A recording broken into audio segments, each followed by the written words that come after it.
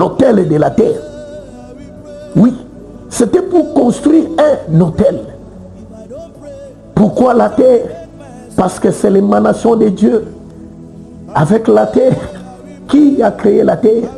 Qui a fabriqué la terre? C'est l'émanation de Dieu lui-même.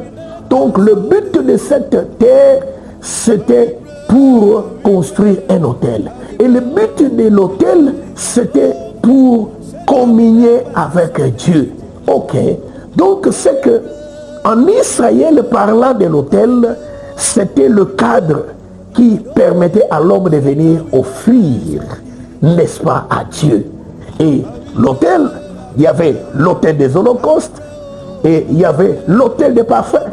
C'est la raison pour laquelle, frères et sœurs, moi je crois que cette femme, dans Luc 7, qui s'est approchée auprès du Seigneur, n'est-ce pas, qui a versé des larmes à ses pieds, qui a lavé ses pieds, n'est-ce pas, qui les a mouillés, qui a versé le parfum, cette femme était révélée et elle a compris que l'autel était un homme et que l'autel était Christ qui était là. C'est la raison pour laquelle elle pouvait venir verser ses larmes-là. Elle pouvait pleurer par rapport à ses péchés. Elle pouvait répandre les parfums. Donc devant l'autel qui est lui-même Dieu, c'est là qu'on peut venir verser les larmes. C'est là qu'on peut venir prier. C'est là qu'on peut venir répandre le parfum. Donc c'est que le moment de la prière, c'est le moment où nous venons répandre le parfum de mon odeur. C'est ce qui est écrit dans les livres d'Apocalypse, n'est-ce pas? Et là, quand on nous parle, n'est-ce pas, au chapitre 8 à partir du verset 5e, comment les brasiers, n'est-ce pas, et on devait, n'est-ce pas, verser, et on parle des coupes, voilà, on parle des coupes, oui, qui étaient remplies des parfums qui sont les prières des saints, qui sont les prières des saints. Donc c'est que quand nous nous approchons, la prière, c'est un parfum que nous venons répandre devant le Seigneur, au pied du Seigneur, lui qui est l'autel. Donc comprenez, frères bien-aimés, ne jouons pas avec la prière, parce que ce parfum-là de bonne odeur, le Seigneur en a besoin. La prière, c'est un parfum que nous venons répandre, un parfum de bonne odeur. Et pour que la prière soit un parfum de bonne odeur, attention, la Bible parle de la composition, n'est-ce pas, des objets qui devaient entrer dans le parfum qui devait être présenté devant le Seigneur.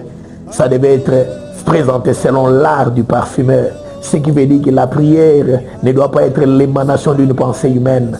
L'art du parfumeur, le parfumeur, c'est le Saint-Esprit. Il y a des objets qui composent la prière.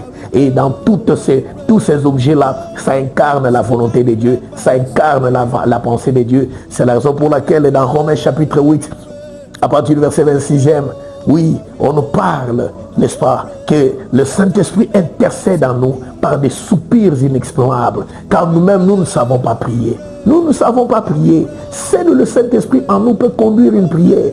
Oui, la Bible dit, vous priez, vous ne recevez pas parce que vous demandez mal, là dans Jacques, parce que vous priez, vous demandez dans le but de satisfaire vos besoins.